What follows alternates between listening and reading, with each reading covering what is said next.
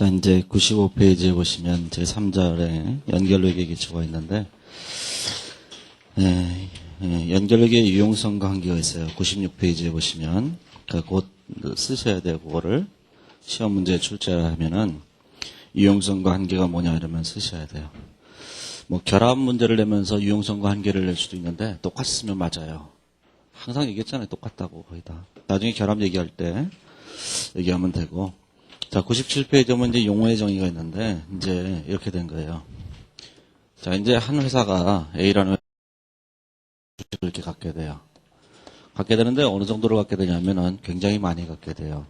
최소한 50% 플러스 한 주만 갖게 되면, 50% 플러스 한 주만 갖게 되면, 이걸 이제 50% 초과라고 하는데, 이렇게만 갖게 되면 B사는 이제 A사가 하고 싶은 대로 할 수 있어요.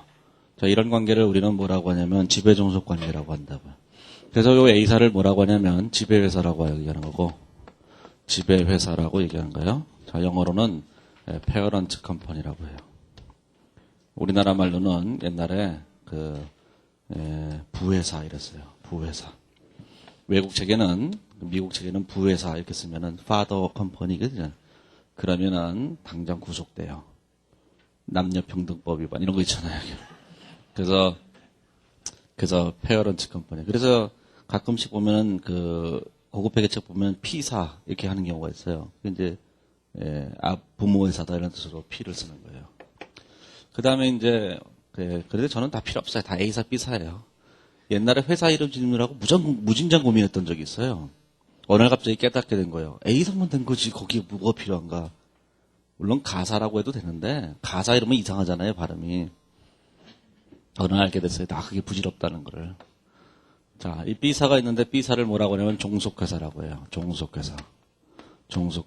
그래서 이제 이거를 다른 책들에서는 이제 영어로 쓸 때 이걸 P사라고 하는 회사들은 이걸 S사라고 해요. S사. S사 그러면 Sun Company 이렇게 생각을 하는데 그러면 안 된다니까요. 남녀 차별에 걸린다니까요. 외국에는. 이게 subsidiary라는 뜻이에요. subsidiary. 있어요. diary. 이거 있어요. 예. subsi가 쓰는 일기를 subsidiary라고 하죠.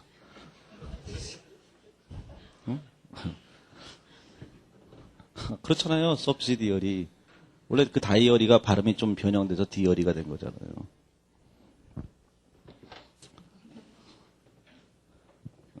개그야에 진출을 해야 되는데 참. 어제 개그야를 보는데 도대체 못 봐주겠는 거예요. 저걸 개그라고 하나. 안쓰러워요, 되게. 그러면 이제 지배회사, 종속회사가 있잖아요. 그러면 이 지배회사와 종속회사는 하나의 경제적 실체가 되는 거예요. 법적으로는 이 회사와 이 회사는 다른 회사지만 경제적으로는 완전히 하나의 회사예요. 무조건 B사는 A사가 그냥 시키는 대로만 할 거예요, 이게. 시키는 대로 안 하면 죽는 거죠. 그죠? 이게 죽는 거예요, 다. 그래서 다 시키는 대로만 해요. 그래서 이 두 회사가 하나의 회사인 것처럼 이제 재무제표를 만들어야 돼요. 그래서 두 회사가 하나의 회사인 것처럼 하나의 실체다라고 가정하고 재무제표를 만들어야 돼요. 이런 재무제표를 뭐라고 하냐면 연결재무제표라고 얘기하는 거예요. 연결재무제표라고 하는 것은 하나의 경제적 실체를 형성하는 지배회사와 종속회사를 단일의 회사라고 간주하고 만든 재무제표예요. 그러면 하나의 실체라고 만든 재무제표라는 것은 무엇을 뜻하는 것이냐면은 A사가 B사의 주식을 취득할 때 예를 들어서 2007년 1월 1일 날 A사가 B사의 주식을 60%를 취득했다고 한다면 A사가 B사의 주식을 취득해서 지배권을 획득하게 되는 시점인 2007년 1월 1일 날 A사가 B사를 완전히 합병했다고 생각하고 합병 재무제표를 만들어 놓으면 그게 연결 재무제표예요. 이게. 그래서 이제 과정이 어떻게 되는 거냐면 2007년 1월 1일 날 자, 지금 A사가 B사의 재무제표를 이렇게 취득하게 됐어요. B사의 주식을 샀어요. 주식을 샀을 때 이날 현재 합병했다고 생각한다는 얘기예요. 그럼 합병했다고 쳐보세요. 자, 합병을 했다고 생각하게 되면 이제 합병을 했어요. 합병을. 자, 이날 합병을 했다고 생각했다면 합병 재무제표가 만들어졌겠죠. 자, 합병 재무제표가 만들어졌을 거예요.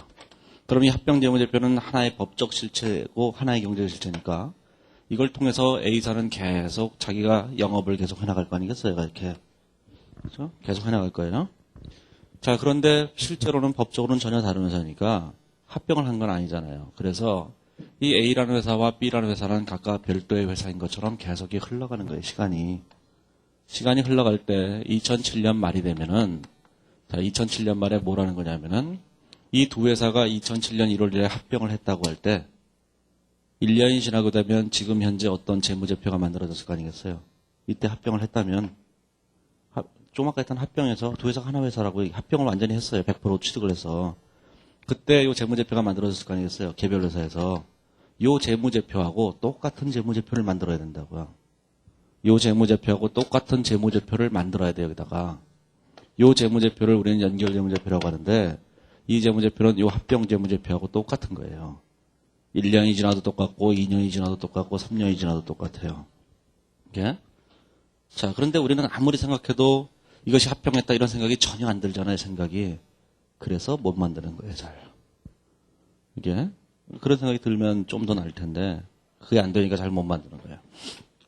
자, 그건 그렇다 치고. 그러면 2007년 말 현재 합병 재무제표를 만들어야 되는데, 어제도 얘기했죠. 지배 종속 관계에 있는 회사들끼리 합병을 하게 되면, 연결 재무제표상에 있는 금액을 그대로 승계해서 합병한다 그랬잖아요. 왜 그러냐면, 연결 재무제표가 합병 재무제표이기 때문에 그런 거예요. 이제, 연결 재무제표는 완전히 합병 재무제표가 똑같은 거예요. 지분율이 100%면 완벽하게 재무제표 같이 똑같아요. 자산부채 자본이 다 똑같다고요, 이게. 그렇다 쳐요. 뭐, 아무리 그렇게 주장해도, 그래, 너는 떠들어라. 뭐, 나는 뭐, 아니라고 할 테니까. 이렇게 하면은. 자, 그런데 2007년 말이 되면, 그 재무제표가 뭔가 있을 거 아니겠어요, 이렇게. 그 재무제표가 있는데, 지금 A라는 회사는 개별 재무제표로 재무제표를 하나 만들고 있고, 자, B사도 자기가 개별 재무제표를 하나 만들고 있잖아요.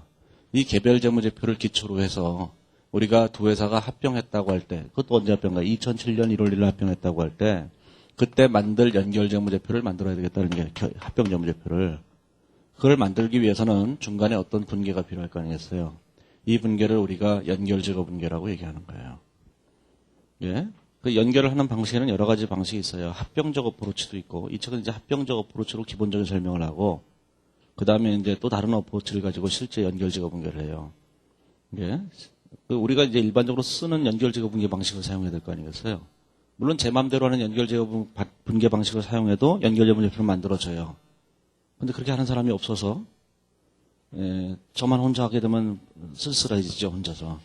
그래서 그렇게 안 하는 것일 뿐이지, 제가 하는 어프로치, 제가 생각하는 연결 제거 분계 방식을 만약에 사용한다면 굉장히 연결을 쉽게 할 수 있을 거예요. 근데 그렇게 하는 사람이 아무도 없기 때문에 전 세계적으로 아무도 없으니까. 왜 전 세계적으로 없어요? 이게 다 미국에서 개발된 거니까. 그 자식들이 처음부터 이상하게 했다고요.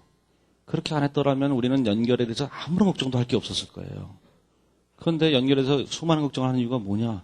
처음부터 누가 개판을 쳐놓은 거예요. 이제는 되도록 기술수가 없어요. 이걸 뜯어고치려면 혁명만이 필요한 거예요, 혁명만.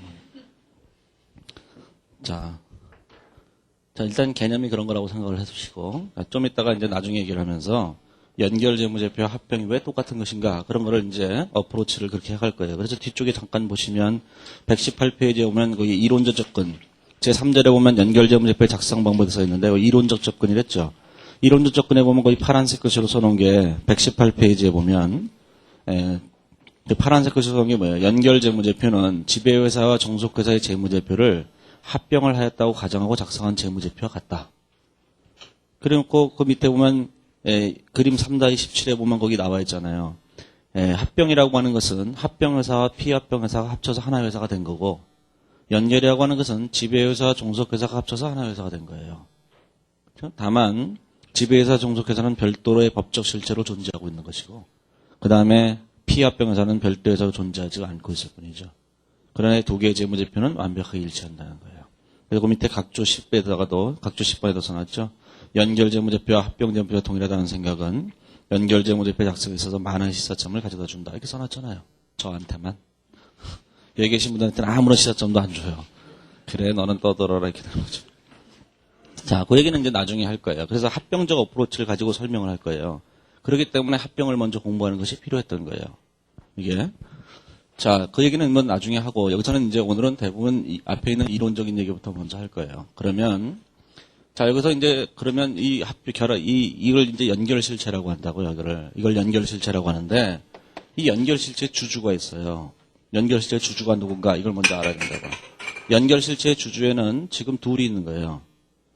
주주라는 건 뭐예요? 이 회사에다 돈을 댄 사람들이 주주잖아요. 돈을 누가 댔느냐? A사의 주주가 일단 돈을 댔어요. A사의 주주가 A사한테 출자를 해서 돈을 냈잖아요. 그 돈의 일부를 B사한테 출자를 한 거죠. 그 다음에 B사에 돈을 댄 사람들이 또 있어요. B사에 돈을 댄 또 다른 사람들이 존재하잖아요. 이렇게. 자, 그러면 A사의 주주는 A사한테 돈을 댄 거고, 그 다음에 B사에 돈 댄 사람들은 A사가 돈을 댄 거고, 일부는 누가 된 거냐면 또 다른 사람들이 됐잖아요. 이 또 다른 사람들을 우리는 뭐라고 하냐면 소수주주라고 얘기하는 거예요. 또 다른 주주들을 소수주주라고 얘기하는 거죠. 소수주주. 소수주주. 이렇게 하는 거죠. 아, 이 자식들 이름을 바꿔놔갖고. 발음도 잘 안 돼요. 옛날에 외부주주 시절이 좋았는데, 소수주주로 바꿨죠. 그럼 외부주주와 소수주주의 차이가 도대체 뭐냐? 여기 계신 분들은 그 차이가 뭔지는 모르겠지만 굉장히 중요한 차이가 있는 거예요. 소수주주와 외부주주의 차이는 뭐냐면은 소수주주는 주주라는 뜻이에요. 주주인데 다만 소수다 이런 뜻이고 외부주주는 주주가 아니란 뜻이에요. 언어학적으로, 회계학적으로. 그래서 제가 2차 문제집에는 그것까지 써놨어요. 심시에서 만들어봤어요. 출제자도 낼지도 모를 것 같다는 생각이 갑자기 들어갔고 새로운 연결재무제표 기준서에서는 외부주주라는 표현을 소수주주이라고 이름을 바꿨다. 이유가 뭐냐? 그거는 무엇을 말한 거냐면은 기존의 외부주주를 주주로 인정하지 않다가 이제부터는 확실하게 주주로 보겠다는 거예요. 그거는 좀 이따 말씀드릴 지배회사 이론에서 완벽한 형태 실체론으로 바꿔가고 있다는 거예요. 그 이론적으로 그런 거예요. 그 얘기는 뭐 그렇다 치고. 아무튼 간에 이제 이제부터는 소수주주라고 쓰셔야 되죠. 소수주주라는 건 옛날에 외부주주인데 소수주주라고 하는 것은 그 주주란 뜻이다 그런 얘기예요. 그럼 나중에 천천히 얘기할 거예요. 그러면 이제 A사의 주주하고 소수주주 이 둘이 주주예요. 이 둘에 관한 얘기를 하는 거예요. 그러면 연결실체의 주주를 이렇게 하는 사람들도 있어요. 연결실체 주주가 누구냐 그러면 지배회사와 소수주주인데 지배회사는 주주가 아니에요. 지배회사는 그냥 회사 자체죠. 이게 무슨 주주예요? 이게 같은 회사라니까 지금 두 회사가 합병했다니까요. 합병했으니까 A사가 B사한테 출자를 해서 돈을 보냈잖아요.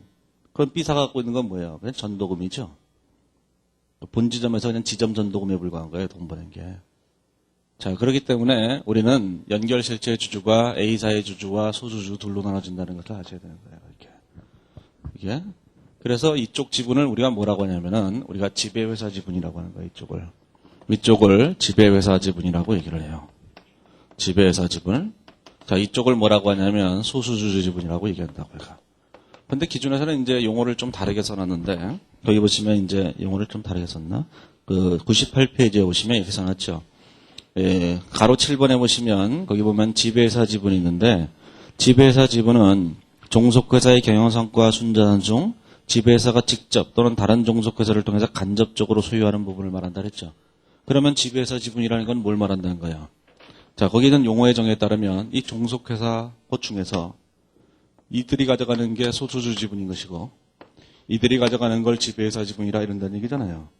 그런데 여기서 얘기하는 지배회사 지분이라는 표현은 지배회사건 다 지배회사의 주주들 거고 그 다음에 종속회사 것 중에서는 지분율만큼이 지배회사 거니까 여기서 얘기하는 지배회사 지분은 요거에다 요걸 더한 거예요.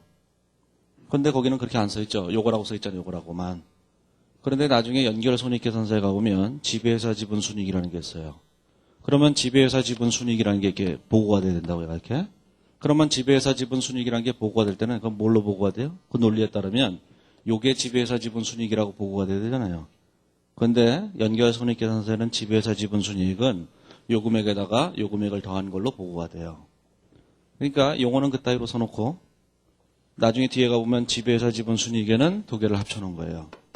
그러니까 용어가 뭐냐 이렇게 물어보지는 않을 테니까 그거 신경 쓰지 마시고 지배회사 지분 순이익이라고 하는 것은 지배회사의 주주가 가져가는 지분을 말하는 거예요. 무조건. 예?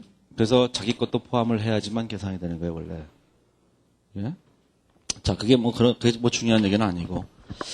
자, 그래서 이제 거기 98페이지에 오시면 그 그림 3-2에서는 종속회사가 있을 때 지배회사가 갖고 있는 부분을 지배회사 지분, 소수주가 가져가는 지분을 소수주 지분이라고 한다. 이렇게 정의해 놓은 거예요.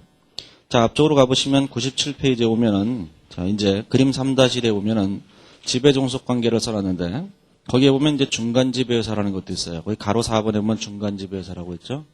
자, 이제 이거는 뭐 말로 하는 것 때문에 그런 거니까. 자, 이렇게 되고 있을 때, 이 중간에 있는 회사를 뭐라고 하냐면 중간지배회사라고 한다고요. 옛날에는 명칭을 안 써놔서 뭐라고 얘기하기가 애매했는데, 새로운 기준에서는 그걸 써놨어요. 중간지배회사라고. 그러면 이 회사는 지배회사, 이 회사는 종속회사, 이 회사는 중간지배회사예요. 중간지배회사는 다른 회사의 지배이면서 다른 회사의 종속회사인 회사를 말한다고요. 자, 이렇게 회사가 3개씩 나오는 거는 시험에 낸다면 그건 불법 행위죠. 하지만 내요. 예? 여태까지 2번 출제했어요. 재작년인가 한 번 냈고 90년대 초반에 한 번 냈고 출제를 했다고요. 자, 그 다음에 이제 뒤로 넘어가 보시면 이제 99페이지 오면 4번에 보면 연결주체 이론이 있어요. 용어의 정의는 그냥 한번 가벼운 마음으로 읽어보시면 돼요. 용어가 뭔지 모르면 잘 모르는 거니까. 자, 99페이지 오면 연결주체 이론이 있는데, 자, 연결주체 이론에는, 자, 실체 이론과 지배회사 이론 2가지가 있다. 자, 실체 이론과 지배회사 이론의 핵심은 어디에 있는 거냐면, 이런 데 있는 거예요. 자, 지금 A사와 B사는 두 회사가 하나의 경제적 실체가 되어 있어요. 자, 이게 하나의 경제적 실체예요. 거기 이제 99페이지 그림을 보시면. 그러면 여기에 출자한 사람들이 누구냐면은, A사에 출자한 사람들이 있죠. 그런 걸 A사 주주라고 한다. 그런 얘기예요. 예? 이거는 기준에 있는 용어의 정의는 아니에요. 제가 그냥 붙여놓은 거예요. A사의 주주들. 그 다음에 B사에 투자한 또 다른 사람들이 있죠. 소수주주라고 하는 사람들이에요. 이렇게. 그러면 A사의 주주하고 소수주주 둘이 있다고 할 때, 자, 실체이론과 지배회사 이론이라고 할 때, 실체이론은 무엇을 말한 거냐면은, 실체이론은, 자, 저기 있는 소수주주를 주주로 볼 것인가? 라는 거예요. 이 소수주주가 주주다라고 주장하는 것을 우리는 뭐라고 하냐면 실체이론이라고 한다고요. 실체이론 이렇게 얘기하는 거예요. 그 다음에 이 소수주주가 주주가 아니다 이렇게 주장하는 이론이 있어요. 얘를 뭐라고 하냐면 지배회사 이론이라고 하는 거예요. 지배회사 이론 이렇게 얘기하는 거예요.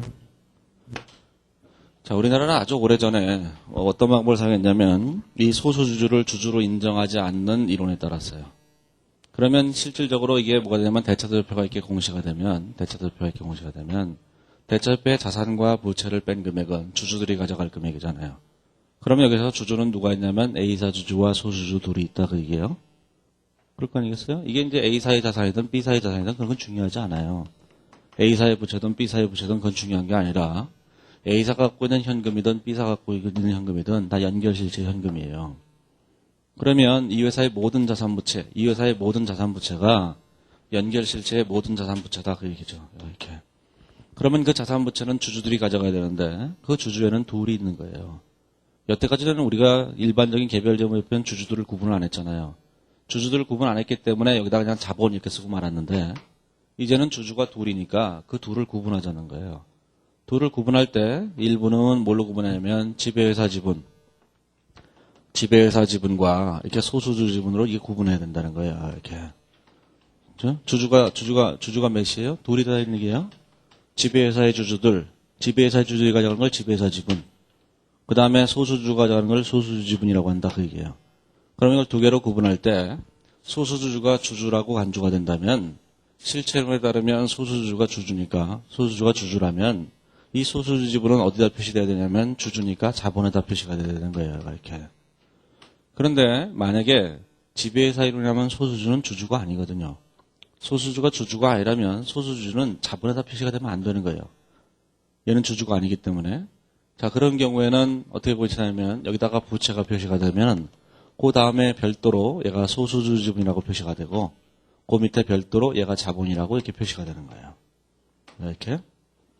자, 1999년, 2000년 4월에 연결재무제표 준칙이 개정되기 전에는 우리나라는 이런 이론에 따르고 있었어요. 그래서 우리나라 이론은 완전히 지배회사 이론에 따르고 있었는데 그거를 2000년 4월 달에 연결 기준을 개정하면서 뭘로 바꿨냐면 실체론으로 이렇게 바꾸게 돼요. 이쪽으로 바꾸게 돼요. 그렇다고 해서 완벽한 형태의 실체론이 된 것도 아니에요. 그래서 2000년에 만들어졌던 연결준칙은 2000년에 만들어진 연결준칙이 있는데 이 연결준칙은 이것도 아니고 저것도 아닌 어정쩡한 기준이에요. 실체이론도 아니고 지배회사 이론도 아닌 어정쩡한 상태에 있었다고요. 그래서 이제 이번 기준에서는 요번에 이제 2007년 1월 달에 만들어진 이 기준에서는 이제 바꾼 거예요. 뭘로 바꿨냐면 실체이론으로 좀 더 근접해 간 거예요. 그렇다고 해서 아직도 완벽한 실체론이 아니에요. 이게 뭐 들리는 얘기로는 사람들 중에는 뭐 이게 실체론을 완벽하게 바꾼다는데 아직도 지배사회적 요소가 아직도 있어요. 그래서 이제 완벽하게 바뀐 게 아니에요. 예? 그래서 이제 그 뒤에 가보시면은 거기 100페이지에 가보시면은 그림 3-4가 있는데 3-4에 보면 연결주체론과 연결재무제표 기준서가 있죠. 자, 실체론과 지배사회론을 구분해 놓은 거예요. 그걸 다 아셔야 돼요. 하지만 알 수 있느냐? 모르죠. 이제 뒤를 해보면서 하나씩 거기 있는 얘기들을 하나씩 하게 돼요. 그러면 이제 나중에 이걸 정리되면서 할 수 있을 거예요. 일부러 그냥 앞에다 넣어놨어요. 이걸 뭐 제일 뒤에다 놓는 책들도 있어요. 다 끝나고 난 다음에. 자, 그래서 여기다 넣어놨는데 나중에 이제 뒤쪽을 해가면서 이걸 하나씩 다시 볼 거예요. 그 중에서 박스 쳐놓은 부분들이 있죠. 파란색으로. 박스 쳐놓은 부분들이 연결재무제표 기준서의 입장인 거예요. 그러면 지배사회론적 요소가 있다는 거죠. 오른쪽에 2개가 지배사회론적 요소잖아요. 얘가. 아직도 그 2가지가 아직도 존재하고 있는 거예요. 이게. 자, 그거는 뭐 나중에 생각을 해보시면 돼요. 그래서 문제에서 그런 게 나올 수 있다는 생각을 꼭 하셔야 돼요. 주관식에서. 자, 지배사회론과 실체론이 있을 때 연결중칙에서 얘기하는 지배사회적 요소는 뭐가 있느냐 얘기하면 그 2가지를 쓰셔야 되죠. 한 가지만 쓰라면 위에 거 쓰면 되고 2가지 쓰라면 2개를 다 쓰면 되는 거예요. 왜냐면 밑에 거는 이 마이너잖아요. 마이너니까 마이너가 뭐야 참. 아무튼 제일 밑에다 써놓은 거잖아요. 이 쓰레기 같은 애예요 얘가. 그게 제일 밑에 썼으니까 한 가지 쓰라 그러면 그 중간에 있는 개를 써야 된다고요. 지배권익들의 영업권. 그걸 써야 되는 거예요. 지분법이랑 개념적으로 거의 같아요. 그러니까 어제도 말씀드렸죠. 지분법을 일단 공부해야 된다. 지분법을 공부해야지만 연결을 할 수 있다. 그런 얘기 했잖아요. 지분법 얘기를 여기서 강의할 시간이 있는 건 아니에요. 예? 그러니까 지분법은 일단 공부를 하셔야 돼요. 오늘은 별 얘기 안 할 거니까 혹시 안 됐다 그러면 이따 가셔갖고 지분법부터 공부를 하셔야 돼요. 이게 다 아시겠죠? 제가 괜한 얘기 하는 거죠. 괜히 쓸데없이. 자, 그래서 이제 거기에 실체론과 지배사회론이 있는데 그걸 비교하는 것이 여기서는 가장 중요하다라는 생각을 꼭 하셔야 돼요. 이게. 그러면 이제 101페이지에 오면은 5번에 보면 지배종속 관계가 있죠. 자, 어떤 경우가 지배종속 관계인가? 그러면 50% 초과 꼭 갖고 있어야만 되는가? 자, 그렇지 않은 경우도 있다는 거예요. 이거는 외관법 시행령에 있는 건데 외관법 시행령에 따르면 거기 동그라미 1번부터 7번까지 7가지 경우가 7가지 경우가 있는데 그 7가지의 경우가 아니 왜 동그라미 3번에 연결 실체하고 의가 이렇게 헤어져 있지?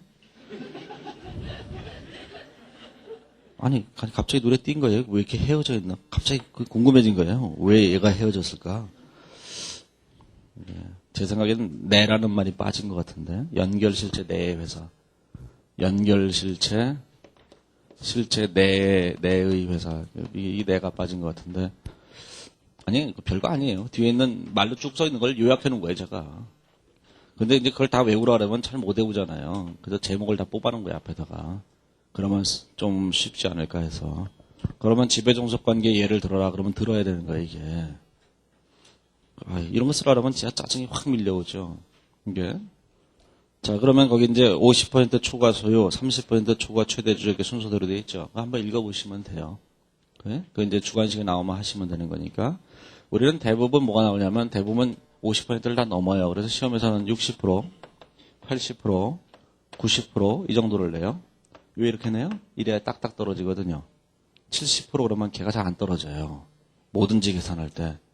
그래서 이렇게 내요. 60%, 80%, 90%. 그 다음에 아주 예전에 40%를 냈던 적도 있어요. 그 동그라미 2번에 보면은 뭐가 됐어요? 30% 초과 최대주라는 게 있죠. 30% 초과 최대주니까 뭐가 되겠어요? 40%인 경우도 해당되잖아요. 그거를 1996년도 시험에 냈어요. 40% 최대주주를. 40%라고 하더라도 이게 돼야 돼요. 근데 이제 그때 시험 문제를 본 사람들이 대부분 뭐 했냐면은 문제를 처음 풀 때는 40%인데 점점 비율이 바뀌어가요. 항상 지배회사가 더 많은 것만 공부를 해봐갖고 처음에는 4대6으로 잘 해가고 있다가 내부 거래한 미션을 이것도 다 비율로 나눠야 되거든요. 쭉 가다 보면 4대6, 4.5대 5.5, 5대5, 5.5대 4.5, 6대4로 딱 바뀌어요. 나중에 답에는 다 6대4로 써있어요. 이게 그러니까 4대6을 낼 수도 있다. 이런 생각을 꼭 하셔야 돼요. 40%. 뭐 객관식 공부를 하는 게 아니기 때문에 그거 꼭 읽어보셔야 돼요. 연결 실체 내 회사가 합쳐서 30% 초과, 거기 동그라미 3번에 보면 30% 초과 최대 주주. 예. 자, 뒤로 넘어가 보시면 102페이지에 보시면 자, 6번에 보면 연결제외 종속회사가 있는데 자, 이건 시험에 출제를 했었어요. 예, 그래서 이제 어떤 책에 보면은 이제 이거 언제 냈냐면 96년 시험에 낸 건데 그 이후에 나온 어떤 책을 보면은 이제 이렇게 써 있는 책이 있어요. 제가 이제 어떤 학생이 갖고 다니길래 자꾸 심심해서 뭐라고 쓴 거야? 그래서 이제 책을 이렇게 보다 보니까 이렇게 써 있어요. 연결제 종속회사 이래놓고 쭉 써놓고는 6가지만 외울 거 이렇게 써놨어요. 왜 6가지면 6가지를 쓰라 그랬거든요. 그때 시험에. 5가지, 6가지 아니라 5가지. 5가지를 쓰라 그랬어요. 그 5가지만 외우면 된다. 5가지만 외우면 5가지를 못 써요. 그렇죠? 그러니까 다 아셔야 돼요. 그래야 쓸 수 있는 거예요. 그래서 동그라미 1번, 2번, 3번, 4번. 객관식에서야 뭐 맞다 틀리라면 구분할 줄 알면 되지만 주관식에서는 쓰라 그러면 써야 되잖아요. 써야 되는데 거기 동그라미 리을에 보면은 채무자 회생 및 파산에 관한 법률에 의해서 회생계획 인가 결정을 받은 주식회사 이렇게 돼 있죠. 아, 참 멋있는 말 써놨죠. 예, 이게 회사정리법 이제 원래 기준서에 보면은 원래 이제 외관법 식령에 보면은 이렇게 돼 있거든요. 예, 회사정리법에 따라 회사정리 절차 개시에 들어가는 경우 뭐 이렇게 써 있어요. 그런데 그 회사정리법과 화의법 같은 것들이 다 폐지가 됐어요.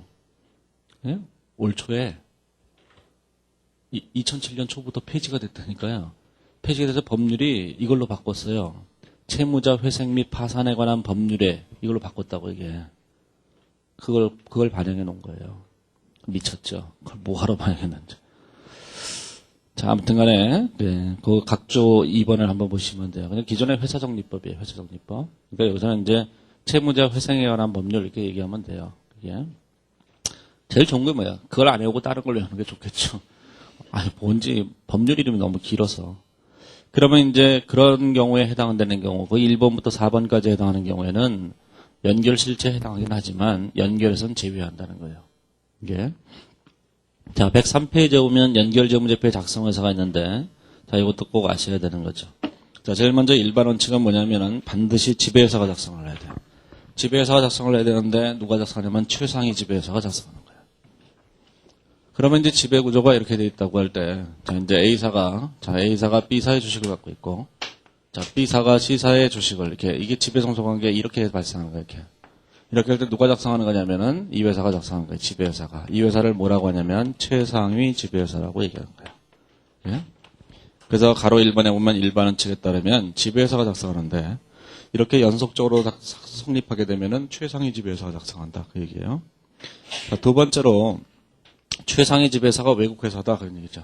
이 회사가 외국회사예요. 외국회사 구글이에요. 예? 외국회사. 자, 이 회사는 그보다 좀 짧은 회사죠. 우리나라 회사예요. 우리나라 회사니까 구글 이렇게 된 거예요. 자회사는 좀 작아야 되잖아요. 자, 이 회사는 구글, 이 회사는 구글, 굴 이렇게 된 거예요. 그러면 이 회사 되게 웃기는 회사잖아. 아무튼 간에 최상위 집회사가 구글이에요. 그러니까 외국에 있잖아요. 금감원이 전화를 걸죠. 연결재무제표 보내라고. 그러면 끊어요. 그래서 우리나라 회사에서 해야 되는 거예요. 우리나라 회사 중 가장 최상위 지배회사가 작성하는 거예요. 그런데 연결재무제표는 자기보다 위쪽에 있는 회사는 포함시킬 수가 없어요. 자기보다 지배구조상으로 밑에 있는 회사만 포함시켜야 되기 때문에 이 회사를 포함해서 작성할 수는 없어요. 항상 자기보다 밑에 있는 것만 가지고 이렇게 연결재무제표를 작성하는 거예요. 이게 무슨 뜻이에요? 이 모든 회사가 다 합병했다고 가정해버리는 거예요, 이게. 그리고 작성해야 된다는 얘기예요.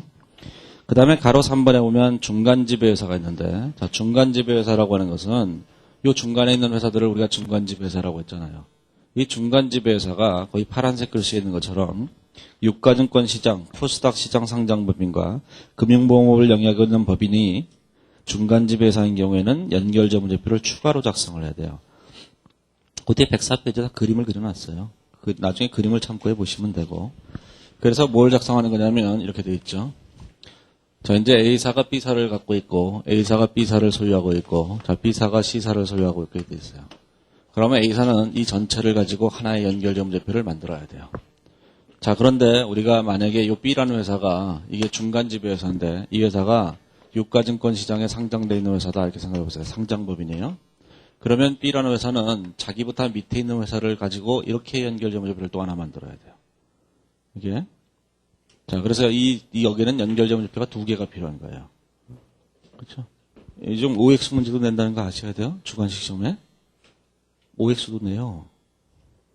그러면 이런 거 단답형으로 낸다니까요. 여기서 연결재무제표가 몇 개 있어야 되느냐? 이거 줘놓고 연결재무제표가 몇 개 작성돼야 되냐 이렇게 물어본다고요. 그러면 연결재무제표 작성 2개 이렇게 답해야 되는 거고.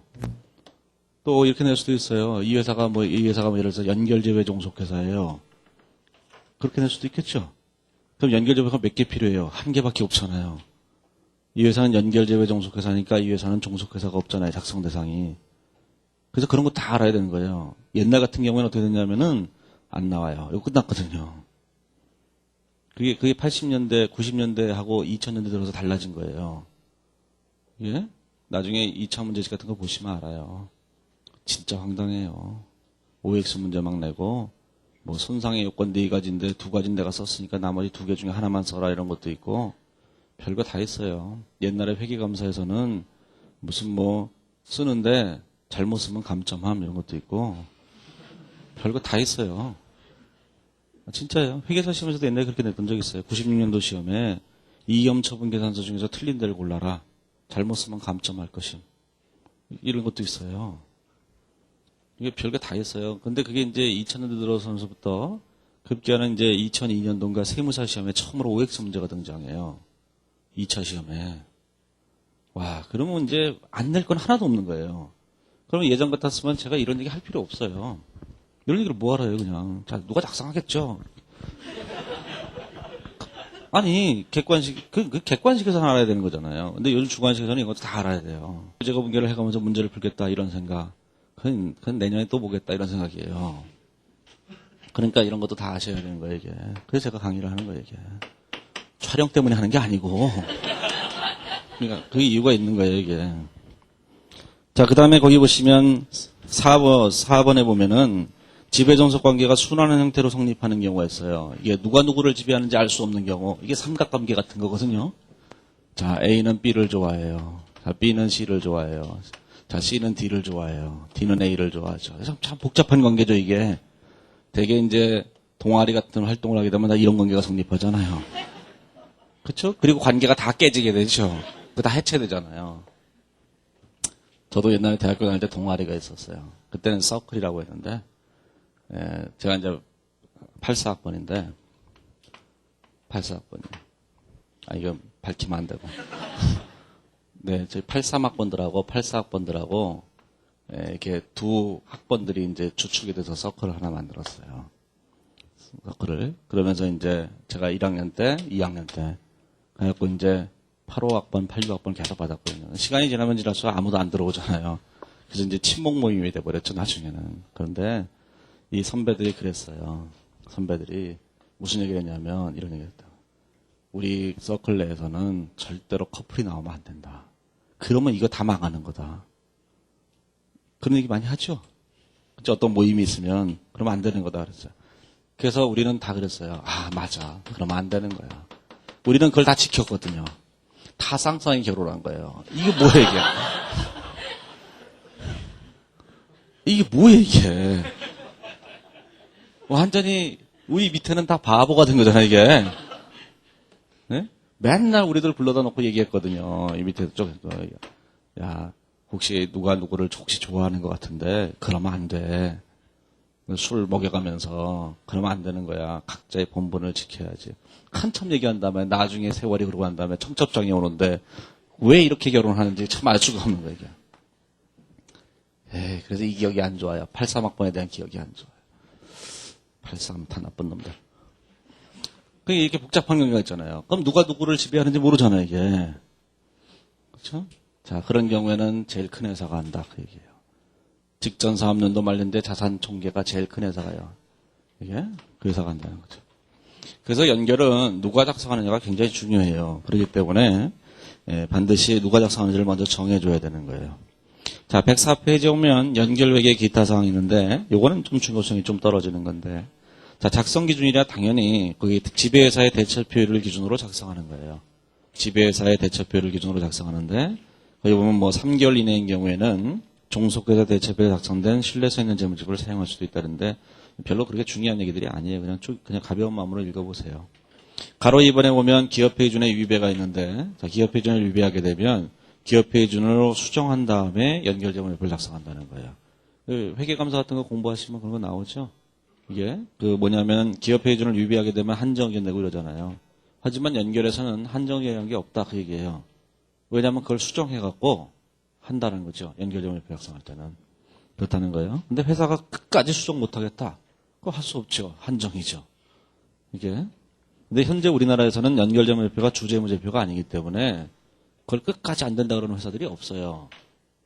그래서 이제 그냥 넘어가는 거고 앞으로 이제 연결재무제표가 주재무제표가 되면은 그런 경우에는 이제 그런 회사들도 생겨나게 될 거예요. 연결재무제표 주재무제표라는 얘기가 무슨 뜻이냐면은 앞으로 이제 그렇게 바뀌게 되는 건데 상장법인들은 이게 무슨 뜻이냐면 이런 뜻이에요. A라는 회사가 있고 B라는 회사가 있잖아요. 이렇게. 그럼 A라는 회사는 A라는 회사의 감사보고서를 만들어서 공표를 하죠. 자, B라는 회사는 B라는 회사의 재무제표를 만들어서 공표를 해요. 자, 그리고 현재 제도화에서는 A사가 B사의 주식 80%를 갖고 있으면 A사는 이거를 자체를 하나의 회사라고 보고 연결재무제표를 만들어서 또 하나를 공표를 해야 되는 거예요. 지금의 이 연결재무제표라고 하는 것은 이러한 개별재무제표의 보충 명세적인 역할밖에 못한다고요. 그걸 주재무제표가 아니라고 하는 거예요. 현재 주재무제표는 A라는 회사의 재무제표가 주재무제표예요. 개별재무제표가. 그래서 요거를 3월 말까지 제출을 해야 되고 이거를 4월 말까지 제출하는 거거든요. 이렇게. 근데 앞으로 연결재무제표가 주재무제표가 되게 되면 상황이 어떻게 바뀌냐면은 A사는 자신의 개별재무제표를 외부에다 공표할 필요가 없어요. 법적으로 개별재무제표를 아예 공표를 안 하는 거예요. 그래서 A사는 뭐만 공표하는 거냐면 이렇게 공표하는 거예요. 이렇게 연결재무제표만 공표해요. 이건 공시 의무가 없는 거예요. 그러면 이거는 공시를 안 해야 되느냐? 공시 안 해도 돼요. 그러면 이거 꼭 안 해도 되느냐? 해야긴 해야 돼요. 아니 그러니까 감사보고서를 만들진 않아요. 감사받지도 않고. 근데 이거 왜 필요하냐? 개별회사가 세금 내야 되잖아요. 연결납세제도를 도입하는 거 아니니까 이건 개별회사가 세금 낼 때 세무서와의 관계 때문에 만들어야 되고 외부에 공표할 때는 얘만 공표하고 이러는 거예요. 그러면 이 회사는 아예 공표 의무가 사라져버려요. 아니 이 회사가 공표할 의미가 없잖아요. 이게. 아니 B라는 회사가 뭐하러 공표를 해요. 자기는 이 회사의 졸개 같은 회사인데 유엔에다 대표를 보낼 필요가 없는 거예요. 예? 그래서 이 회사가 2007년 1월 1일 날 A사가 B사의 주식을 80%를 사게 되면 2006년 말까지 B라는 회사는 뭐냐면 그때까지는 해도 뭘 했어요. 그때까지만 해도 외부 공표를 다 하고 있었잖아요. 이론적으로는 이제 우리 제도를 어떻게 만들지는 모르겠는데 이론적으로는 이제 B라는 회사는 이 회사의 종속회사가 됐기 때문에 이 회사는 외부의 공표의 의미가 사라져버려요. 공표하지 않아도 된다는 거죠. 그런 걸 보고 실체의 변경이라고 하는 거예요. 그 중급 회계 책에는 교수들 책에는 대부분 써있고 강사들 책에는 대부분 안 써있죠. 보고 실체의 변경이라는 걸. 그런 얘기들은 뭐 우리 시험에 안 나오니까. 그래서 주재무제표가 바뀐다는 게 그런 의미예요. 이게. 앞으로 회계사 업무 중에 가장 중요한 업무가 이게 될 거라는 거예요. 이게. 그래서 연결이 매년 출제되는 거예요. 좀 가장 중요한 거기 때문에. 그래서 요거를 이제 앞으로는 요걸 3월 말까지 작성하는 거예요. 이렇게. 네? 요걸 안 하는 거고. 언제부터냐면은 한 2010년, 11년, 12년 몰라요. 그냥 갈 때까지 가보는 거죠. 그런 거예요. 예. 자, 가로 3번에 보면 해외 종속회사가 있어요. 자, 해외 종속회사는 제일 뒤쪽에 넣어놨어요. 어디다 넣어놨냐면은 외화환산 쪽에다 넣어놨어요. 왜냐하면 외화환산을 하고 난 다음에 해외 종속회사니까 일단 원화로 환산하고 걔를 연결을 해야 되거든요. 그 이제 2차 문제집에도 넣었는데 그걸 왜 넣었는지 궁금해하는 사람이 많을 거예요. 궁금해하는 사람들이 많아요. 도대체 그걸 왜 넣었냐? 지금 우리나라 연결도 하기 힘들어 죽겠는데 무슨 해외 종속회사를. 자,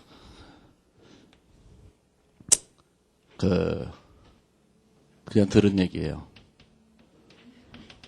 들은 이야기. 어떤 사람이 2차 시험장에 들어가서 해외 종속법인의 연결을 내려고 했었다는 거예요. 아니, 출제위원회 들어가서 해외 종속법인을 내려고 했었다는 거예요, 실제로. 내려고 그랬는데, 출제자가 몇 명 있었을 거 아니겠어요? 한 서너 명이 있을 거 아니겠어요? 근데 다른 사람이 이미 해외 지분법 회사를 냈더래요. 그게 2005년도 시험 문제예요. 그래서 해외 지분법 회사를 냈는데 해외 연결도 내면은 똑같은 거거든요. 그래서 생각을 접었다는 소문이에요. 그냥 들은 얘기라니까요. 들은 얘기라니까요. 그래서 그 다음에 제가 넣어놓은 거예요. 책에다가. 옛날 책에 있다가 이제는 이런 거 안 나온다 해서 아예 뺐다가 그래서 작년도 2차 문제집은 안 넣고 작년도 이제 뭐 일일 특강인가 뭐 그런 거 하라 그래갖고 하루에 그게 돼요. 근데 일일 특강을 해보라 그래갖고 그냥 그거를 이제 프린트물로 나눠준 게 있는데 요번에 이제 2차 문제집에 넣고 여기 또 문제가 들어가 있죠. 그래서 해외 종속법인을 하는 거예요. 별 뜻 없어요. 이게 저 같으면 안 내요. 뭐 국내도 하기 힘들어 죽겠는데 무슨 해외까지. 그렇게 우리는 다국적 기업이 될 생각이 없잖아요. 그런데 아무튼 간에 그래서 넣는 것일 뿐이에요. 예. 그래서 시간이 없으면 뭐 안 해도 상관이 없는데 시간이 있으면 해야 돼요. 예. 시간이 있을 거라고 믿어요. 예. 뭐 별로 그렇게 대단하게 어려운 건 아니기 때문에. 그 다음에 이제 가로 4번에 보면 이제 회계 처리 방법의 차이가 있는데, 뭐 회계 처리 방법의 차이는 뭐 일치시켜야 된다, 뭐 이런 얘기가 나와요. 뭐 한번 읽어보시면 돼요. 106페이지에 보면 9번에 보면 연결재무제표가 있는데, 이제 연결재무제표의 종류가 있어요. 자, 연결재무제표에 보면 연결대차제표가 어떻게 작성되어 있는지를 아셔야 되는데, 자, 연결대차제표에 보면은, 자, 차변 쪽은 유동자산과 비유동자산, 부채 쪽은 유동부채와 비유동부채. 그거야 뭐 일반적인 대무제표 똑같은 거고, 자본이 두 개로 쪼개놓은 거예요. 지배회사 지분과 소수주 지분으로 나누는 거예요. 그럼 아까 지배회사 지분은 아까 사기를 쳤죠? 종속회사의 순자산과 경영성과 중 뭐라고 사기 쳤잖아요. 근데 여기에서 보면은 뭐냐면 지배회사 것까지 다 포함되는 거예요. 그래야지 지배회사 지분이 돼요. 자, 그러면 그걸 이제 생각을 해보시면 이제 이렇게 된 거예요. 어떻게 된 거냐면은 이렇게 된 거죠. 자, 요새 이제 개념적인 얘기만 할 거니까. 자, 뭘 할 거냐면 개념적으로 이제 A사와 B사의 연결이 있는데, 자, 이때 지금 두 회사가 하나의 연결 실체가 있어요. 하나의 경제 실체이기 때문에 이 회사가 갖고 있는 자산 부채든 이 회사가 갖고 있는 자산 부채든 연결 실체의 자산 부채일 뿐이에요. 자, 그러면 연결 실체의 자산 부채이기 때문에 대차표를 보면 연결 실체의 자산이 존재하고 연결 실체의 부채가 존재하는데 그게 A사 것이든 B사 것이든 그건 중요한 게 아니잖아요. 그렇죠? A사 것이든 B사 것이든 전부 다 연결 실체의 자산이고 연결 실체의 부채예요. 자, 그러면 이걸 누가 가져가는 거냐면 주주들이 가져가는 거예요. 그럼 주주들이 가져갈 때 주주도 누가 가져가느냐? 주주들은 둘이 있는 거예요. 지배회사의 주주와 외부 주주, 소수 주주 딱 둘이 있어요. 그러면 지배회사의 주주가 얼마큼 가져가냐면, 자, 요만큼이 A사 거라고 하고, 요만큼을 B사의 자본이라고 생각을 해보세요. 이렇게. 그렇겠죠? 요걸 나눠보면, 요게 A사의 자본이고, 요게 B사의 자본이고, 이렇게 되는 거예요. 이렇게. 자, 이렇게 자본이라고 나눴을 때, A사건은 전부 다 지배회사 지분이에요. 그 다음에 B사건 중에서 몇 퍼센트냐면 지분율에 따른 게 내 거잖아요. 그래서 지분율에 따라서 계산한 게 있겠죠, 이게? 자, 지분율이 한 80%라고 생각한다면, 요만큼이 뭐가 되는 거냐면은, 요만큼이 지배회사 지분인 거예요, 이렇게. 그러면 지배회사 지분은 얼마로 계산되냐면, A사 자본에다가 B사 자본의 지분율을 곱한 게 되는 거잖아요. 그렇죠? 그러면 이 자본이라고 하는 것은 A사와 B사가 합친 것의 연결실제의 순자산, 자산과 부채가 누구 거냐를 보여주는 건데 그 중에서 A사 거에 해당하는 것 중에서는 100%, B사 거에 해당하는 것에는 지분율을 곱한 80%만큼이 내 거다 이렇게 주장하는 거예요. 지배회사 지분이라고. 그러면 이제 개념이 이렇게 된 거죠. 자, 자본의 입장에서 볼 때, 자본이라는 게 자산에서 부채를 뺀 거잖아요. 자산에서 부채를 뺀 금액이 자본인데 이 자본에서 자, A사께 있고 B사께 있는 거예요, 이렇게. 자, A사건은 100%가 다 누구예요? 지배회사 거예요. 지배회사의 주주 거다 그런 얘기예요. 자, B사건은 이걸 지분율로 나눠서 자, 요만큼은 지배회사 거고 요만큼은 소수주주 거잖아요, 이렇게. 그렇죠? 그러면 지분율이 80%라고 한다면 저 자본 중에서 자, A사건은 전부 다 지배회사 거고 자, B사건에 대해서는 80%를 곱한 거, 지분율이 80%라면 요만큼이 뭐가 되냐면 지배회사 지분이 되는 거예요. 이거를 우리가 뭐라고 하냐면 지배회사 지분이라고 얘기하는 거예요. 지배회사 지분. 아까 용어의 정의는 요거만 지배회사 지분이라고 얘기했잖아요. 그렇죠? 연결기준서에서. 근데 여기에 보면은 지배회사 지분은 두 개를 합친 거예요. 그 다음에 요게 뭐냐면 요게 소수주주 지분이에요. 소수주주 지분이라고 하는 금액은 뭐가 되냐면은 자 B사의 20% 이렇게 된다는 거예요. 이렇게 되는 거예요. B사의 자산과 부채를 뺀 금액의 20%. 자, 그런데 우리가 자본을 표시할 때는 그냥 막 표시하는 것이 아니라 자본은 발생 원인에 따라서 나눠서 표시하는 거거든요. 거기 뭐 구질구질한 얘기들이 있지만 구질구질한 얘기가 뭐예요? 자본 조정 기타 포괄손익 얘네들은 다 쓰레기거든요. 얘네들 빼고 우리는 그런 애들 취급하지 않아요. 우리는 옛날부터 있었던 80년대부터 살아온 그 역사를 갖고 있는 애들이 세 입밖에 없는 거예요. 네? 80년대부터 살아왔던 그 역사를 간직하고 있는 애들 자본금, 자본잉여금, 이익잉여금 이 셋밖에 없는 거예요. 이게 왕, 이게 귀족이에요. 이게 평민들이죠. 이렇게 셋으로 구성되어 있었던 거예요. 예, 그런데 그 사이를 헤집고 오면서 90년대부터 이상한 애들이 등장하기 시작해요. 1990년에 예, 귀족도 아닌 것들이 귀족 행세를 하는 자본조정이 생겨나기 시작해요. 이제 그렇죠.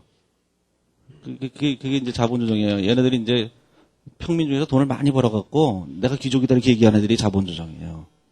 그러다가 이제 작년에 대대적인 이제 색출 작업을 했죠. 아니 이 중에 솔직한 얘기로 귀족이 아닌 애들도 있잖아요. 작년에 대대적인 조사를 한 거예요. 조사를 해서 귀족이 아닌 애들은 다 뽑아낸 거예요. 이렇게 수상한 애들은 귀족 자격증을 이렇게 산 애들이 있거든요. 걔네들 다 뽑아내서 걔네들 별도로 구분했다고요. 그게 기타 포괄손익 누계라는 거잖아요. 이렇게. 자, 우리는 이런 애들은 취급하지 않아요. 이런 애들은 뭐 자본잉여금에 준해서 그냥 하면 돼요. 그래서 시험에서도 이런 건 나오지도 않아요. 시험에서 나오는 건 다 얘네들 셋뿐이에요. 셋. 그러면 이 발생 원인별로 이렇게 나눠서 표시를 해야 되는 거니까 여기 있는 지배회사 지분도 발생 원인이 이렇게 세 가지로 나눠지는 거잖아요. 틀림없이. 그러면 우리가 매트릭스로 이렇게 나눠보면 이렇게 되는 거죠. 자, 이제 그림을 이렇게 그려보면은 그림은 어딘가 뒤에 어딘가 그려놨을 것 같기도 하고 아이 모르겠다. 어디 그려놨는지 안 그려놨는지 알 수가 있어야지.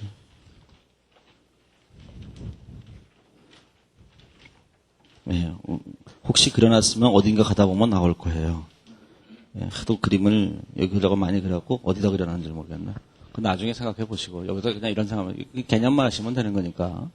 자, 자본금, 자본잉여금, 이익잉여금 이렇게 돼 있는 거잖아요. 이렇게 금액으로 이렇게 돼 있는 거예요. 그러면 자 A사께 있겠죠? 자 A사께 자본금, 자본잉여금, 이익잉여금 이렇게 돼 있는 거예요. 이게 이제 A사의 자본이잖아요. A사 자본 이걸 말하는 거예요. 요거를 발생 원인별로 이렇게 나눠본 거예요. 이렇게. 요게 자본금, 자본잉여금, 이익잉여금 이렇게.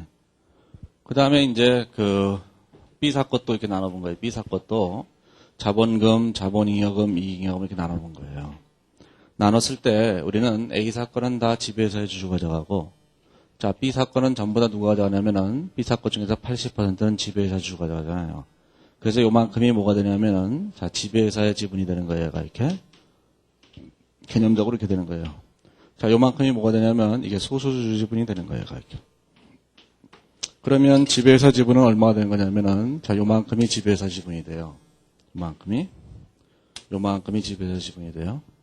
근데 이제 나중에 이제 얘기가 될 건데 나중에 얘기가 되는데 우리가 이제 A사와 B사의 재무제표를 단순하게 합산하게 되면 그 나중에 나오니까 여기 보면 투자 주식이라는 게 있어요. 지분법적인 투자 주식이.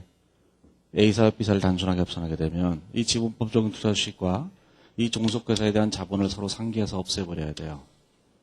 이게. 그러면 얘하고 얘가 서로 상기돼서 사라져버려요. 그 그림은 뒤에 있어요.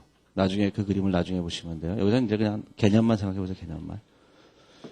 자, 그러면 뭐가 되는 거냐면은 이 중에서 종속회사 중에서 투자 수익과 상계되는 부분이 일부 있어요. 일부 있게 되는데 얘가 다 사라지고 자, 자본잉여금 중에서도 일부가 사라지고 이 중에서도 일부가 이렇게 사라지게 돼요. 요 금액이 뭐가 되냐면 자, 취득 시에 피투자회사의 순자한 장부가액이라고 하는 거예요. 지분법 할 때. 연결해서는 종속회사의 지배권 획득을 낸 이제 순자한 장부가액이에요. 그건 여기서 개념만 하시면 돼. 자꾸 많이 하려고 하지 마세요. 이게 그쪽 뭘까 이렇게 생각하지 말고 그게 중요한 얘기가 아니라 그 얘기는 뒤에 다 나온다니까요. 자, 얘를 우리는 뭐라고 하냐면 자본금이라고 해요. 그래서 왜 자본금이라고 하냐면은 A사 거로만 이루어졌기 때문에 이는 자본금이에요. 자, 이 자본잉여금은 자기 거에다가 이걸 합쳤다고 해가 이렇게. 그래서 얘를 뭐라고 하냐면 연결 자본잉여금이라고 해요. 연결 자본잉여금은 A사의 자본잉여금에다가 B사의 자본잉여금 중 일부가 포함되어 있다고요. 그래서 연결 자본잉여금이라고 하는 거예요. 그 다음에 얘를 뭐라고 하냐면 얘를 연결 이익잉여금이라고 한다고요. 연결 이익잉여금이라고 얘기하는 거예요. 그 다음에 그렇다면 이 소수주지분이라고 하는 얘도 이게 나눠진 거죠. 소수주주 자본금, 소수주주 자본잉여금, 소수주주 이익잉여금 이게 나눠져야 되잖아요. 자, 소수주주는 이렇게 여러 줄로 표시하지 않고 한 줄로 네팅해서 표시를 해요. 그래서 소수주주는 이걸 다 합쳐갖고 딱 하나로 소수주주 지분 이렇게 표시하는 거예요. 이렇게 한 줄로. 이렇게. 그래서 거기 연결대체 보면 어떻게 표시가 되어 있냐면 이렇게 표시되는 거예요. 여기 제일 위에 자본금, 이렇게. 자, 연결 자본잉여금, 연결 이익잉여금. 자, 요만큼을 소수주주 지분 이렇게 표시되는 거예요. 이렇게. 그렇죠? 그래서 크게 이제 구분을 할 때는 이제 뭐 어떻게 구분해요? 지배회사 지분, 소수주주 지분 이렇게 구분하고 지배회사 지분을 하나씩 하나씩 다 쪼개서 구분하는 거예요. 자, 그 금액들을 하나씩 하나씩 다 계산할 줄 알아야 돼요. 시험에서 그런 걸 다 계산하라고 하니까 이런 걸 계산할 줄 알아야 된다고요. 자, 자본금이 얼마냐? 이거 계산할 줄 알아야 돼요. 이게 여기서는 그냥 상식적으로 알아두시면 돼요. 지배회사의 자본금이 연결재무제표의 자본금이에요, 그냥. 그것도 시험에 냈던 적은 있어요. 이게. 그 다음에 여기 연결자본잉여금도 계산할 줄 알아야 되고, 연결이익금도 계산할 줄 알아야 되고, 소수주주 지분도 계산할 줄 알아야 돼요. 이거를 연결제거 분계를 해가면서 계산할 생각을 하면 절대로 안 되는 거예요. 이게 연결제거 분계를 하면서 계산할 생각이라는 거는 연결제거 분계를 다 해서 더하고 빼고 더하고 빼고 더하고 빼고 더하고 빼고 더하고 빼고 이래서 계산하는 거예요. 그거는 1980년대식 공부 방법이고 여기서는 그냥 산식을 통해서 직접 딱 계산하고 끝내야 돼요. 이게 그래서 뒤에 계산하는 산식들이 쭉 돼 있어요. 조금만 생각하시면 계산할 수 있어요. 직접적으로. 자, 그 다음에 손익계산서를 보시면 자, 손익계산서의 107페이지에 보면 연결 손익계산서가 있는데 자, 이 연결 손익계산서는 거기 보시면 쭉 내려가 보시면 단기순이익이라는 게 있고 그게 이제 지배회사 지분순이익과 소수주주 지분순이익으로 이렇게 나눠져 있죠. 그러면 이게 뭐가 되냐면 단기순이익이 이렇게 되어 있는 거예요. 자, 이제 여기는 대차대표 입장이니까 자, 손익계산서 입장도 있겠죠.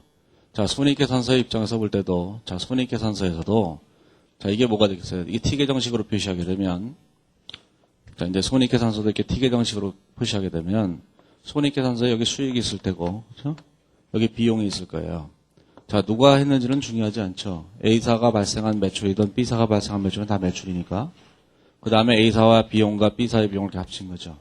자, 이걸 다 합친 것을 우리는 뭐라고 하냐면 얘를 연결단기순이익이라고 하는 거예요. 요거를 연결단기순이익이라고 하는 거예요. 연결단기순이익. 예전에는 이걸 연결단계순이라고 하지 않았는데 이번 기준부터는 이걸 연결단계순이라고 한다고. 이 연결단계순이익은 누가 나눠갔냐면은 지배회사의 주주와 소수주주가 나눠갖는 거예요. 그래서 이 연결단계순이익 밑에다가 지배회사 지분순이익과 소수주주 지분순이익을 별도로 구분해서 공시하도록 했어요. 별도로. 그래서 거기 공시하는 방법이 이번에 좀 바뀐 거예요. 107페이지에 오면은 거기 보시면 단계순이익이 있는데 걔가 연결단계순이익이고 그 밑에 지배회사 지분순이익과 소수주주 지분순이익으로 이렇게 나눠져 있죠. 그래서 이제 이게 손익계산서가 어떻게 되냐면은 쭉 계산했을 때 여기 이제 단기순이익이 있는데 자 100원이 있었다고 해보세요. 자 그러면 이 100원이라고 하는 단기순이익을 구분할 때 그 밑에 공시할 때 지배회사 지분순이익 그 다음에 소수주주 지분순이익 이 공시를 할 때 얘를 80원 얘를 20원 이렇게 공시를 해서 얘도 100원이다 이렇게 공시를 하게 되는 거예요. 이렇게? 자 혹시라도 바로 직전 기준을 공부하셨다면 직전 기준에서는 얘를 공시할 때 어떻게 공시했냐면은 여기 단기순이익 총단기순이익 100원을 이렇게 쓰고 여기다가 소수주주 지분 순이익을 20원을 이렇게 차감을 해서 뭐라고 했냐면 80원을 이걸 연결단기순이익이라고 이렇게 얘기했었거든요. 이렇게 이렇게 했었어요. 요게 지금은 얘가 연결단기순이익이고 예전에는 얘가 연결단기순이익이라고. 자 이렇게 표시하던 걸 없애버리고 자 이렇게 바꾼 거예요.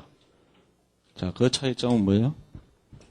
자, 소수주주 지분 순이익이라고 하는 것은 소수주주가 가져가는 금액을 말하는 거예요. 소수주주가 가져가는 금액은 소수주주가 주주라면 이익의 처분이 돼야 되고 소수주주가 주주가 아니라면 비용이 돼야 되잖아요. 그런데 여기다가 단계순위 계산할 때 이렇게 빼서 계산했다는 얘기는 소수주 지분 순이익이 비용이라는 뜻이에요. 그 얘기는 소수주가 주주가 아니라는 뜻이라고요. 이렇게 표시하는 방법은 지배회사 이론적인 거예요. 그런데 이렇게 표시하게 됐죠. 그 얘기는 요 지배회사 지분 순이익과 소수 지분 순이익이란 요 연결 단계 순이익을 이렇게 배분한 것이다 이런 게 처분하면 그러니까 얘는 실체론으로 바꾼 거예요. 예? 실체론으로 바꾼 거죠. 자, 그러면 그 밑에다가 주당이익도 공시를 해야 되는데, 자, 주당이익까지 시험에 나오는 건 아니고, 주당이익을 공시해야 되는데, 주당이익 바로 밑에 보면 가로를 쳐놨죠. 지배회사 지분에 대한 주당이익이 계산돼 있죠. 그거는 뭐 제가 써놓은 거예요, 가로 안에 있는 건. 그게 뭐냐면은, 주당이익을 공시할 때는, 요걸 가지고 주식수로 나눠서 주당이익을 계산하는 것이 아니라, 요 지배회사 지분 순이익을, 지배회사가 갖고 있는 주식수가 있었을 거 아니겠어요? 그걸로 나눠서 계산한다는 거예요. 이게. 그래서 요거를 밑에다 표시하죠. 그러면 연결실체의 단기순이익이라고 하는 것은 이게 연결실체에서는 이렇게 된 거잖아요. 자, 지금 A사와 B사가 이렇게 있다고 할 때 A사에 투자한 A사의 주주도 주주고 여기에 투자한 이 사람들도 주주잖아요. 주당이익을 계산할 때는 이것도 주식이고 이것도 주식이니까 전체 이익을 이 두 개에 합한 걸로 나눠야 되잖아요. 근데 얘는 이제 와서는 넌 아닌 것 같아. 이거 빼버리잖아요. 그 얘기는 너는 주주가 아니다 그런 뜻이거든요. 그러니까 주당이익을 계산할 때 지배회사 지분 순이익만 가지고 주당이익을 계산하는 건 그것도 지배회사 이론적인 거예요. 이게 그건 더 마이너죠. 그래서 앞에 거기다 써놓지도 않은 거예요. 더 취약한 거다 이게 더 소소한 거다 그 얘기예요. 이렇게 낼 수 있어요. 자료를 쭉 써주면서 자, 연결준칙 입장에서 자 얘는 무슨 이론인가 얘는 무슨 이론인가 얘는 무슨 이론인가 아니, 자음은 연결준칙에 대한 설명이다. 그리고 1번, 2번, 자, 3번, 4번, 이렇게 써주면서 다 써라. 실체이론, 지배회사이론, 체크. 이렇게 하는 거야, 이게.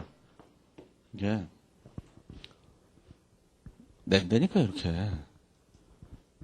그렇기 때문에 그 아까 앞에는 그걸 아셔야 되는 거예요, 반드시.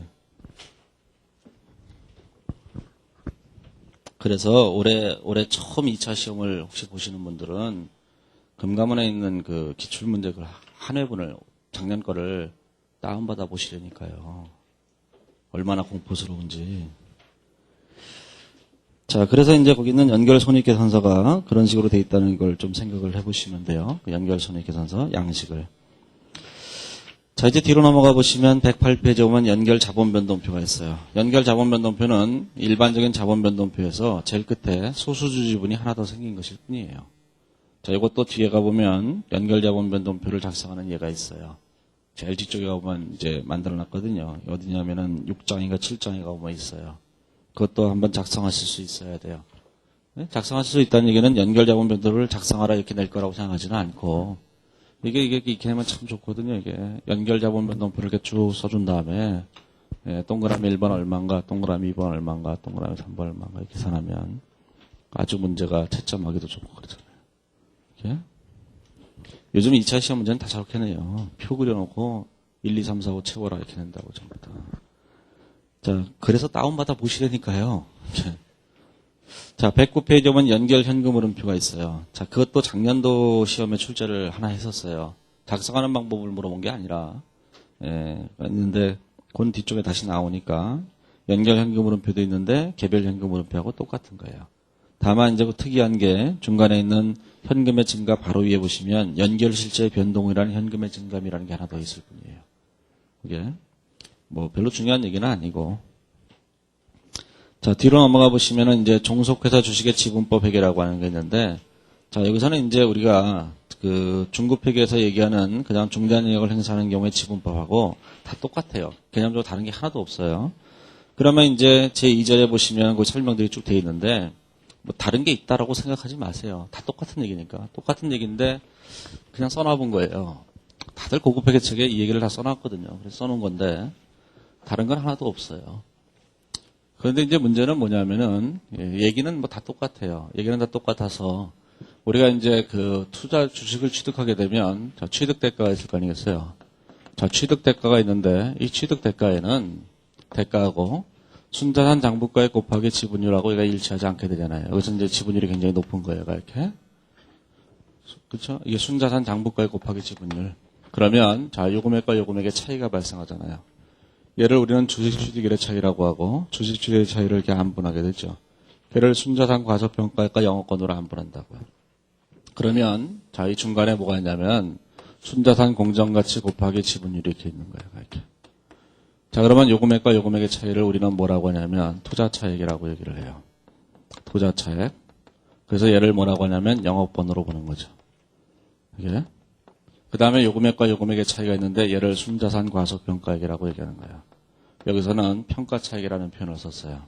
기준에서는 이제 그런 표현은 전혀 없고 기준에 있는 표현은 이 표현밖에 없어요. 투자차익이라는 표현밖에 없는 거예요. 평가차익이라는 표현은 없어요. 기준에. 그냥 우리가 그냥 가끔씩 몇몇 사람들이 쓰는 표현일 뿐이에요. 자, 그래서 투자차익은 무조건 영업권이에요.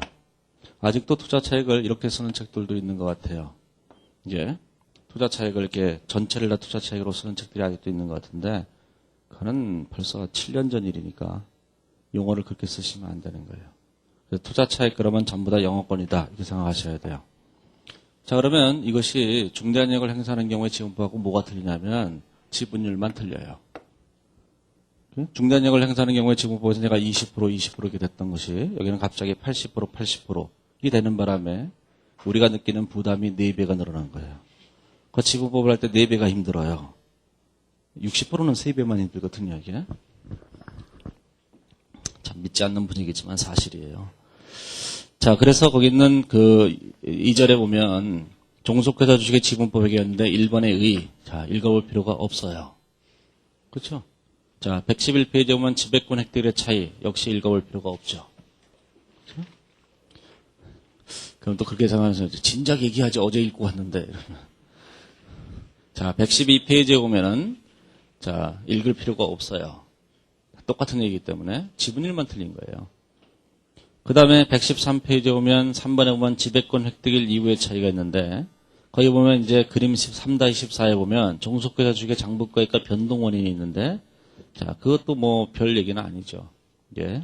그 투자 주식의 장부가액이 어떻게 구성되어 있는가를 한번 그림으로 보여준 거예요. 자, 그것도 별로 중요한 얘기는 아니고 자, 뒤로 넘어가 보시면 자, 예제 1번에 보면 종속회사 주식의 지분법 평가가 있어요. 우리가 지금 이런 거 하려고 하는 게 아니거든요. 지분율만 곱하기 80% 하면 돼요. 그렇죠? 지분율만 다르면 그것이 다 되는 거예요, 전부 다. 회계처리 다 똑같아요. 지분율만 다르다라는 거예요, 지분율만. 자, 달라지는 건 115페이지에 있는 4번부터예요. 내부 미시현 손익의 제거가 나타나기 전까지는 달라지는 게 하나도 없어요. 거기서부터의 차이는 지분율의 차이밖에 없는 거예요. 그런데 자, 115페이지에 보시면 이제 뭐가 되냐면 내부 거래가 발생한다고요. 내부 거래와 미시현 손익의 제거는 이제 다음 장에서 이제 자세하게 나오지만 내부 거래와 미시현 손익의 제거에서 우리가 이제 중대한 영향을 행사하는 경우에 지분법에서는 이렇게 계산했잖아요. 우리가 이제 지분법 이익을 계산할 때 지분법 이익을 피투자회사의 단기순이익 곱하기 지분율을 곱하고 마이너스 자, 투자차익 평가차익 상가액을 계산하죠.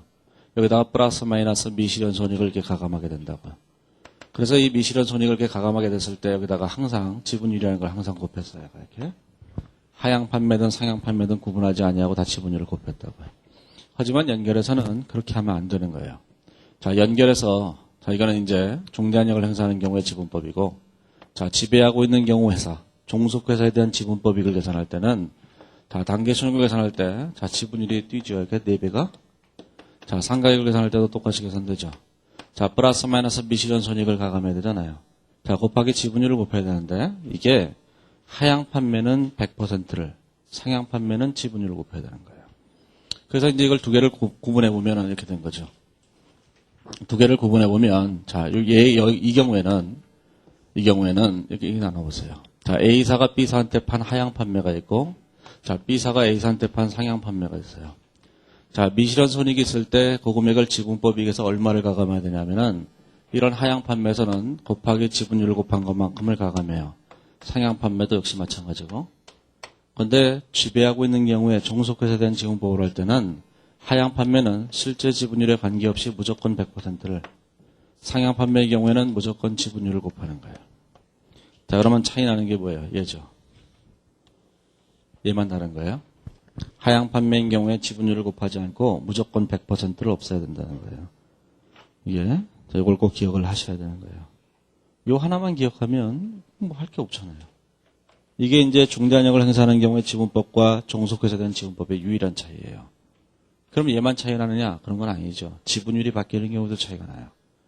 자, 우리는 이제 중대한역을 행사하는 경우에 지분법에서 자, 제일 먼저 뭘 하냐면은 일반적인 얘기만 하잖아요. 자, 지분율 20%를 사고 별일이 없는 경우만 쭉 얘기하죠. 하지만 그 지분법 뒤쪽에 가보면 자, 이 주식을 단계적으로 취득하는 경우 나오잖아요. 갖고 있다가 더 산 경우, 그 다음에 주식을 팔아버리는 경우, 그 다음에 피투자자가 유상증자를 하고 뭐 이런 경우 나오죠. 자, 이런 경우는 지분 변동이라고 하는 건데, 그거는 이제 다음 챕터쯤에 있어요. 자, 지분 변동이 나타나게 되면 종속회사와 중대한역을 행사하는 경우가 완전히 틀려요. 예? 그러니까 이쪽은 다 틀린 거예요, 다 틀린. 그러면 어떤 경우가 있냐? 지분율이 하나도 변동하지 않을 때, 딱 한 번 사고 끝날 때는 지분율의 차이밖에는 아무것도 없는 거예요. 이게. 그 다음에 차이 나는 게 미실현 손익을 제거할 때 차이가 나는 것. 요거하고. 그 다음에 지분율이 변동할 때 달라지는 것. 그거밖에 없는 거예요. 그걸 제외하고는 나머지는 다 똑같다는 거죠. 그러면 기본적으로 우리가 이 얘기는 나중에 할 거니까 별로 할 얘기가 없고. 자, 여기서 이 얘기는 미실현 손익의 제거는 다음 챕터에 나오는 거잖아요. 그렇죠? 그러니까 이제 여기서 할 얘기가 없죠. 그럼 뭐라는 거예요? 지분율만 다르고 다 똑같다. 이런 결론에 도달하게 되잖아요. 자, 일단 지분율만 똑같고 지분율만 다르고 다 같다. 이런 생각을 하셔야 돼요. 그래서 116페이지에 보시면 거기 그림 3-16이 있는데 그 바로 위에 보면은 박스에 보면 계산을 해놨잖아요. 지배하는 종속회사의 지분법 이익이 있고 거기에 보면은 뭐라 그랬어요? 종속회사의 지분법 이익은 종속회사의 당기순이익 곱하기 지분율 마이너스 상가액 마이너스 하향 판매 내부 미실현이익 마이너스 상향 판매 내부 미실현이익 곱하기 지분율 이렇게 돼 있죠. 근데 그 밑에 중대한역을 행사하는 경우에 지분법 이익에서는 거기 하향 판매 내부 미실현이익에다가 곱하기 투자회사 지분율을 곱했잖아요. 그래서 중대한역을 행사하는 경우에 지분법에서는 누가 판매한 회사인지를 구분할 필요가 전혀 없었지만 여기서는 판매한 회사가 누군지를 반드시 구분을 해야 돼요. 반드시 구분을 해서 지분법 평가를 해야 된다고요. 연결 문제를 낼 때 우리가 이제 지분법 이익을 계산하라 이런 문제들도 있어요, 실제로. 그러니까 그 중대한역을 행사하는 경우에 지분법 할 때 그 지분법 이익이 얼마냐 이런 건 중급회계 쪽에서 내는 거고 종속회사에 대한 지분법 이익이 얼마냐 이렇게 물어볼 때는 연결 쪽에서 내는 거예요. 저쪽에서 낼 이유가 없기 때문에. 그러면 거기는 예제를 잠깐 해보면 뭐 잘 아시겠지만 저 차이밖에 안 나는 거지만 계산을 해보세요. 가로 1번에 보면 자 보통 주식의 60%를 80만 원에 취득했고 자 지배권을 획득하게 됐다. 지배권 획득을 현재 순자한 약부연 100만 원이고 공정가치와 일치했으며 투자 차익은 10년간 정액법으로 상각한다 이렇게 돼 있죠. 그러면 자 80만 원에 취득을 했는데 자 80만 원에 취득했는데 자 100만 원에 몇 퍼센트를 샀냐면 60%를 샀어요. 그러면 20만 원의 투자 차익이 발생했죠. 자 얘는 우리가 10년간 상각하는 것이다 그런 얘기예요. 자 그러면 그 밑에 가로 2번에 보면 2008년과 2009년도에 재고자산 관련된 내용이 좀 나오죠. 자 2008년도에 지분법 이익을 계산해 보세요. 일단 미실현 손익이 없다고 하고 지분법 이익을 계산해 보면 2008년도에는 당기순이익이 거의 30만 원이니까 자 30만 원 곱하기 지분율 60% 자 마이너스 자 20만 원이라고 하는 금액에다가 나누기 10 이렇게 계산하는 거예요. 그러면 18만 원에다가 2만 원을 빼게 되면 16만 원의 지분법 이익이 계산되겠죠. 이렇게. 이거는 내부 미실현 손익이 없다고 할 때를 얘기한 거예요. 자 그런데 거기 보시면 내부 거래가 있었잖아요. 자, 재고자산 거래가 있었죠. 자, 재고자산 거래에서, 자, 기말연재 미실현익을 이제 빼야 되죠. 자, 기말연재 미실현익을 빼는데, 종속회사가 보유하고 있는 재고자산이 5만 원이 있다고요. 자, 종속회사가 보유하고 있는 재고자산이 5만 원이 있어요. 자, 매출 총이익률이 20%니까, 이 중에서 20%가 이익이라는 거니까, 20%가 이익이죠. 그러면 만 원이 이익이라는 거예요. 자, 이것을 하향 판매인지 상향 판매인지를 확인해야 되는데, 종속회사가 보유하고 있으니까 하향 판매예요. 하향 판매면 그냥 만 원을 그냥 빼는 거예요. 이렇게.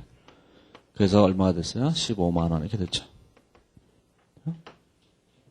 이걸 또 잘못 읽는 사람들은 지분율 20%를 곱하는구나 이렇게 하는 사람들도 있어요. 이게 제가 가끔씩 이렇게 유머러스하게 얘기하지만 가끔씩 가슴이 피부에 확 꽂히는 사람들이 있죠. 야, 난데 이러면서. 자, 이제 2009년이 있어요. 2009년. 2009년에는 거기 당기순이익이 얼마였어요? 15만 원이죠. 자, 자, 15만 원 곱하기 60%가 있고, 자, 마이너스 20만 원 나누기 10 이렇게 되는 거죠. 그러면 이게 얼마 계산하면 9만 원에다가 빼면 이렇게 7만 원 계산되죠. 이렇게. 자, 미실현이익이 이제 전년도 것이 실현됐으니까 얘를 더할 때 전년도 것을 이렇게 만 원을 더하죠. 자, 당연연도 걸 이제 또 빼야 되는데 당연연도 게 얼마냐면은 6만 원이 기말에 또 있었잖아요. 자, 6만 원이 있었는데 자, 이 6만 원 중에서 이익이 얼마냐면 25%예요. 자, 이거를 빼게 되면 계산이 되죠. 그럼 얼마냐면 15,000원 이렇게 된 거예요. 이걸 빼게 되면 자치분법이 이렇게 계산되는 거죠. 그죠? 자, 요거만 기억하시면 되는 거예요. 요거만. 자, 지분율을 곱하지 않았다라는 거. 여기도 이게 지분율을 곱하지 않았다라는 걸 꼭 기억하셔야 돼요. 하향 판매에서. 자, 상향 판매인 경우에는 당연히 지분율을 곱해야 돼요.